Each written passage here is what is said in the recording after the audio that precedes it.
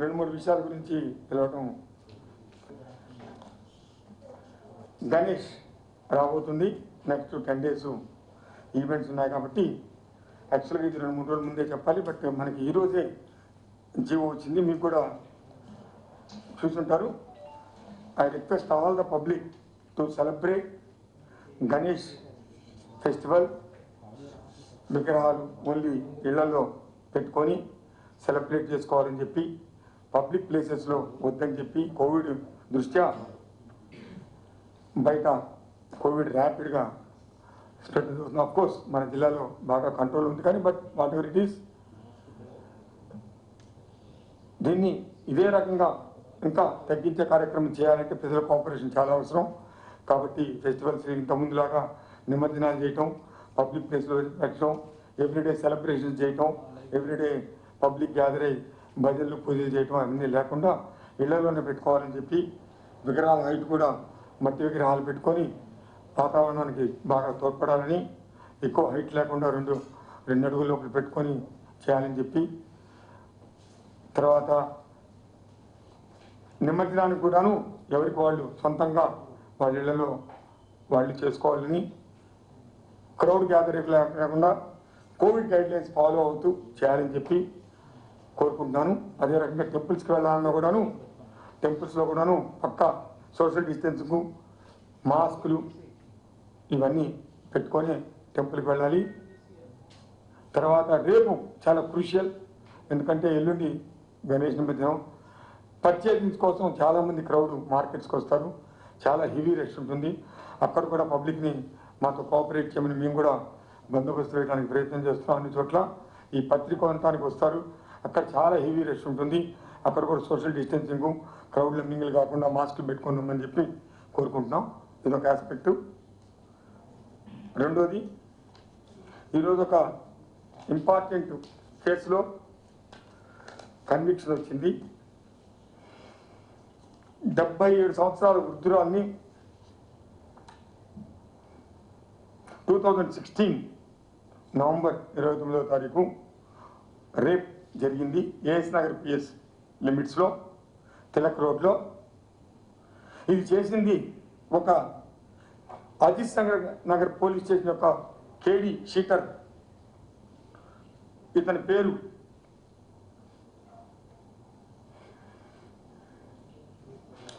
పిన్నిబోయిన కోటేశ్వరరావు.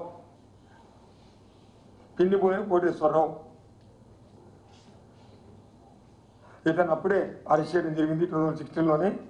ఈరోజు మహిళా కోర్టులో జడ్జిమెంట్ వచ్చింది. ఇతనికి లైఫ్ కన్విక్షన్ పడింది. ఇతని హిస్టరీ ఏంటంటే, ఇంతకుముందు 22 కేసుల్లో ముద్దాయి ఇతను. దొంగతనాలు ఉన్నాయి, వరకట్న వేధింపు కేసు ఉంది, మహిళలపై దౌర్జన్యం కేసులు ఇట్లాంటివన్నీ ఉన్నాయి. 8 కేసుల్లో శిక్ష కూడా పడింది. ఇలాంటి నోటోరియస్ ఫెలోకి, కేడీ షీటర్కి ఈరోజు లైఫ్ కన్విక్షన్ పడింది. ఇది ఒకటి ఇంపార్టెంట్ థింగ్. ఇది ఎందుకు చెప్తానంటే, ఇదే కాకుండా మీకు ఐడియా ఉంటుంది, 15 days బ్యాక్ ద్వారకా అనే చిన్న పేరు చెప్పదలుచుకోలేదు, సారీ కట్ చేయండి.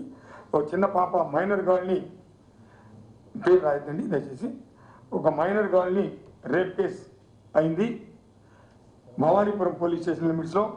దాంట్లో ముద్దాయికి ఉరి శిక్ష పడింది, ప్లస్ లైఫ్ కన్విక్షన్ కూడా వచ్చింది, ప్లస్ 20 సంవత్సరాల కన్విక్షన్ కూడా వచ్చింది ఒకటే కేసులో.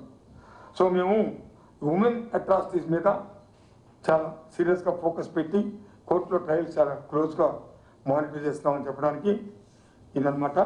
ఈ 2 కేసులు నేను చెప్పడానికి. ఇంకా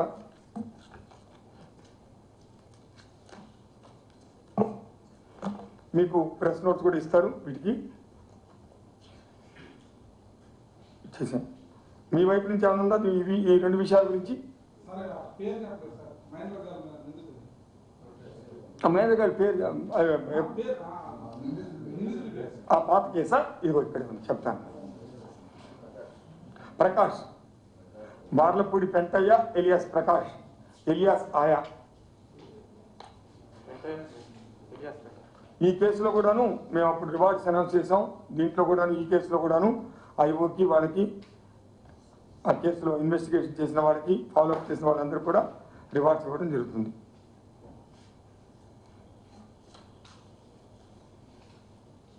ఇంకా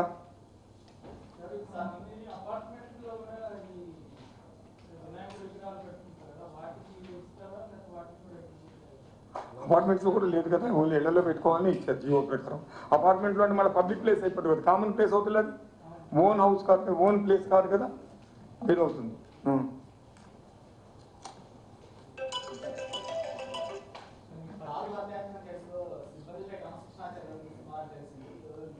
తీసుకున్నామండి. అందులో కానిస్టేబుల్ సస్పెండ్ చేసాం, ఒక 5 ఆఫీసర్స్కి మెన్కి ఛార్జ్ మెంబర్స్ ఇవ్వడం కూడా జరుగుతుంది.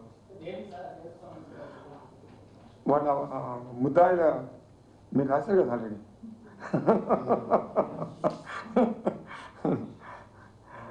ముద్దాయిలకి ఇల్లీగల్గా తోడ్పడతామనే విషయం మీద చేశాం.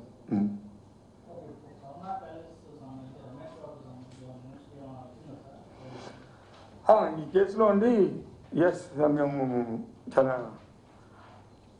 టీమ్స్ ఫామ్ చేసాం, స్పెషల్ టీమ్స్. చెన్నై, బెంగళూరు, హైదరాబాద్, ఇంకా ఆంధ్ర రాష్ట్రంలో చాలా వేరియస్ ప్లేస్లో చేయడం జరుగుతుంది. మెయిన్ ఈ కేసులో ఏంటంటే ఇష్యూ ఇన్వెస్టిగేషన్ చేయడానికి, కోఆపరేట్ చేయడానికి సహకరించడం లేదు. ఎవరు కూడా అనుమానితులు కానీ ముద్దాయిలు కానీ కోఆపరేట్ చేయట్లేదు. ఫస్ట్ ఆఫ్ ఆల్ ముఖ్యంగా అప్పుడు MOU ఉందని చెప్పారు. MOU ఇంతవరకు లేదు. అసలు ఏం అండర్స్టాండింగ్ అయింది హాస్పిటల్ అండ్ హోటల్ మేనేజ్మెంట్కి ఇప్పటిదాకా తెలియదు, ఇవ్వలేదు. వాళ్ళు ఓవరాల్గా చెప్పడం తప్ప కాపీస్ ఇవ్వలేదు. ఓకే, తర్వాత ఇంకా మీకు తెలుసు జాయింట్ కలెక్టర్ గారు కమిటీ రిపోర్ట్ ఇచ్చింది. అందులో రమేష్ హాస్పిటల్ మేనేజ్మెంట్ మీద చాలా ఇష్యూస్ వాళ్ళు చెప్పారు. ఒకటి, ఫైర్ NOC లేకుండా హాస్పిటల్ ఓపెన్ చేయటం, పర్మిషన్ వచ్చే కంటే ముందే హాస్పిటల్ ఓపెన్ చేయటం, ఇలాంటి మీరు చూసే ఉంటారు. తర్వాత ఎగ్జూబరెంట్ రేట్స్ వేశారని చెప్పి మనీ కలెక్షన్ జరిగిందని, అదే రకంగా కొన్ని చోట్ల మెన్షన్ కూడా చేశారు రిపోర్ట్స్లో. చాలామందికి మెజారిటీ నెగిటివ్ వచ్చిందని, చనిపోయిన 10 మంది ముద్దాయిల్లో కూడాను 10 మంది డిసీజర్లో కూడాను 8 మందికి నెగిటివ్ వచ్చిందని, 31 మందిలో దాదాపు 26-27 మందికి నెగిటివ్ ఉందని తర్వాత టెస్ట్ చేస్తే ఇట్లాంటివన్నీ వచ్చాయి. ఎగ్జూబరెన్స్ రేట్స్ చేశారని, గవర్నమెంట్ రేట్స్ ఉంది, GOMS నెంబర్ 77 ఇంప్లిమెంట్ చేయకుండా చాలా ఎగ్జూబరెంట్గా రేట్స్ కలెక్ట్ చేశారని, ఇవంతా ఇన్వెస్టిగేషన్లో వస్తూ ఉన్నాయని. దీనికంతా కొరాబరేటివ్ ఎవిడెన్స్ కూడా మనకి హాస్పిటల్ అథారిటీస్ కావాల్సి ఉంది. హాస్పిటల్ వాళ్ళు మేనేజ్మెంట్ అంతా కూడాను దే ఆర్ నాట్ అవైలబుల్. వాళ్ళంతా అన్ని లెవెల్స్లో మేనేజ్మెంట్లో వెళ్ళిపోయినారు. మేము 91 నోటీసెస్ కూడా ఇచ్చాము ఈ MOU కోసం. అదే కాకుండా బోర్డ్ ఆఫ్ డైరెక్టర్స్ మీటింగ్స్ అయినాయి, దాంట్లో కూడా ఏం రిజల్యూషన్స్ ఉన్నాయో ఇమ్మన్నాం, అవి కూడా లేదు. సో వాళ్ళు కోఆపరేషన్ లేదు, ఎప్పటిదాకా కోఆపరేషన్ లేదు.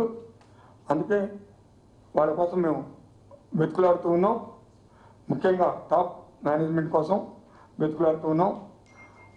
మేము వాళ్ళు రిక్వెస్ట్ చేస్తుంటే కోఆపరేట్ చేయమని చెప్పి ఇన్వెస్టిగేషన్లో, సో తొందరగా ఇన్వెస్టిగేషన్ ఎక్స్పీరియట్ అయిపోతుంది. 10 మంది చనిపోయారు, 10 మంది అన్యాయంగా, అసలు పాపం వాళ్ళకి ఏ రకంగా సంబంధం లేదు, హాస్పిటల్ నమ్ముకొని వాళ్ళు వచ్చి చేరారు. రమేష్ హాస్పిటల్ పేరు మీద ఉంది వచ్చి చేరారు. వాళ్ళు అన్యాయంగా చనిపోయారు. వాళ్ళకి న్యాయం చేయాల్సిన బాధ్యత మా వైపు ఉంది, మా మీద ఉంది. వాళ్ళు అందరూ డబ్బులు కట్టారు, ఊరికి చేరిన వాళ్ళు కూడా ఏం కాదు, అందరూ డబ్బులు కట్టే చేరారు. చనిపోయే వాళ్ళకి న్యాయం చేయాలి, ఎవరు తప్పున్నా యాక్షన్ తీసుకుంటాం. వీళ్ళు వాళ్ళు అనేది లేదు, కోఆపరేట్ చేయాలి. ఇన్వెస్టిగేషన్ కోఆపరేట్ చేస్తే ఎవరికి ఎంతవరకు తప్పుందో అంతవరకు ఫిక్సప్ చేస్తాం. అసలు కోఆపరేషన్ చేయకపోతే ఏమొస్తుంది అనుమానం, తప్పు చేశారని అనుమానం వస్తుంది. కోఆపరేషన్ చేయాలి కదా, చేస్తేనే కదా మనం ముందుకు ఇన్వెస్టిగేషన్ తీసుకెళ్ళి ఎవరెవరు తప్పుందని చేసేది. ఇందులో ఎవరున్నా సరే అందరి మీద యాక్షన్ తీసుకుంటాం. వీళ్ళందరి కోసం టీమ్స్ పెట్టాం.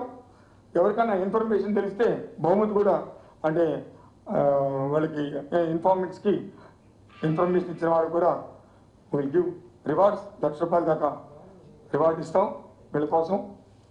సో తొందరగా మేము కంప్లీట్ చేయాలి ప్రయత్నం చేస్తాం ఇన్వెస్టిగేషన్. అవన్నీ I don't want to go into those things అండి.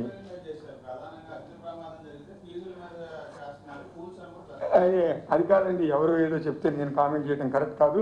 వీఆర్ ప్రొఫెషనల్స్, మాకు పార్టీ లేదు, కులం లేదు, మతం లేదు. We are police officers. We do investigation and fairly, thoroughly, and we do everything according to law. అంతే తప్ప వేరే ఏమీ లేదు. ఇన్వెస్టిగేషన్ ఏం చేయాలో మాకు తెలీదా? మాకు తెలుసు, పోలీస్ తెలుసు, మేము చేస్తాం, ఆ పద్ధతిలో చేస్తాం.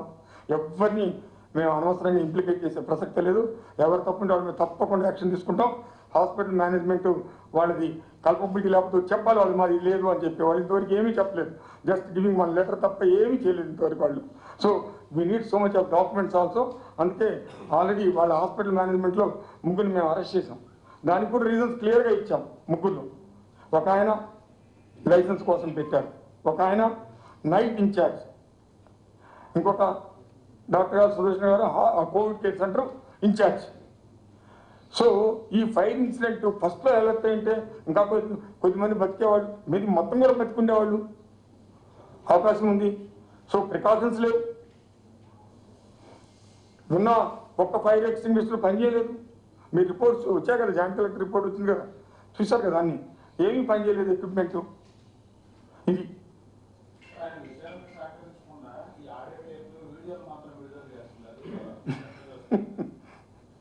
నేను అదే కదా చెప్తాను, దేశాలకు కోఆపరేట్ చేయమని నేను కూడా చెప్తున్నాను. 91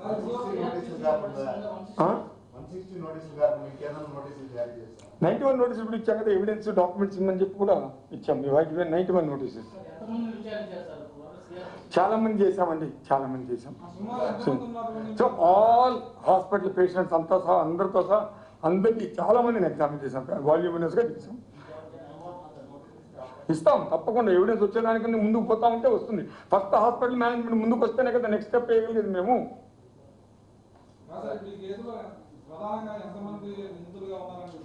అదే కదా, ఫస్ట్ నేను ఫలానా అని చెప్పాలంటే ముందు హాస్పిటల్ మేనేజ్మెంట్ ఫిక్స్ అయి ఉన్నారు, వాళ్ళు చెప్పాలి కదా, హాస్పిటల్ మేనేజ్మెంట్ చెప్పాలి కదా.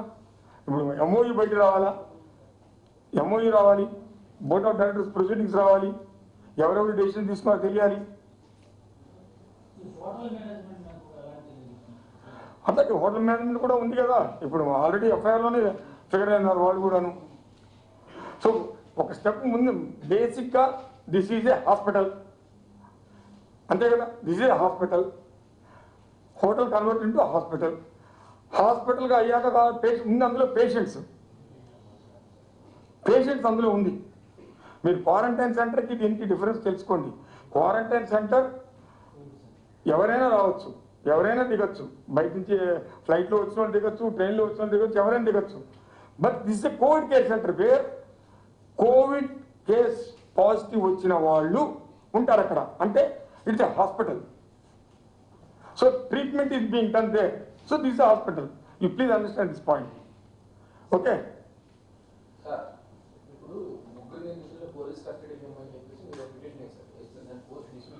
మళ్ళీ వేసాం.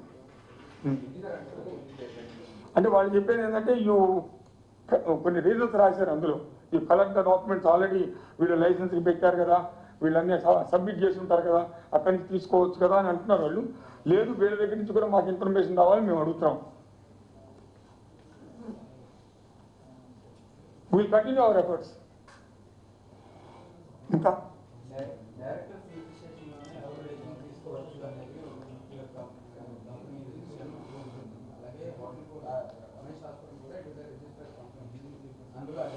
ఎవ్రీ మంత్ బోర్డ్ రిజల్యూషన్స్ ఉంటాయండి, కాపీస్ కావాలి కదా నాకు. వీ నీడ్ కాపీస్ కదా. We are writing to the company of registers also. దాన్ని కూడా ఆల్రెడీ మా వాళ్ళు అప్రూవ్ చేయారు.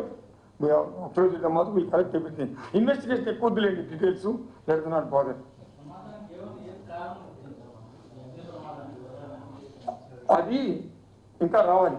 ఫైర్ సర్వీస్ డీజీ గారు రిపోర్ట్ రావాలి. ఎఫ్ఎస్ఎల్ అంతా కలిసి జాయింట్ కమిటీ చేస్తున్నారు. That report is still awaited రాగానే మీకు తెలియజేస్తాను. తర్వాత ఇందులో ఇన్ఫర్మేషన్ ఎవరిచ్చినా సరే ఈ ముద్దాయిల గురించి ₹1,00,000 రివార్డు ఇవ్వడం జరుగుతోంది.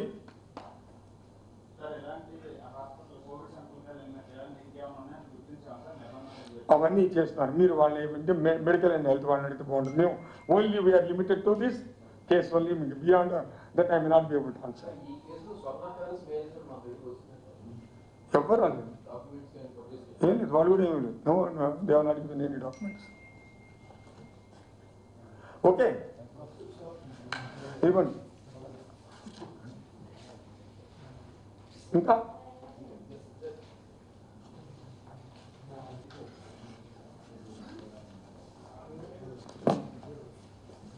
Thank you. ఇంకేమన్నా బస్, థ్యాంక్ యూ.